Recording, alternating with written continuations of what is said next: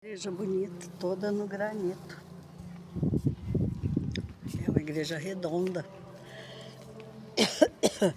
Senhor Jesus do Horto. Isso tudo aqui é o vento que traz para cá, das árvores. Diz que a minha amiga Edna disse que toda vez que a gente entra na igreja nova, a gente tem que fazer um pedido. Os cantos gregorianos. Sou eu aqui nessa igreja. Sim, tanta coisa boa me acontece nessa vida que a pedir eu só quero agradecer a Deus.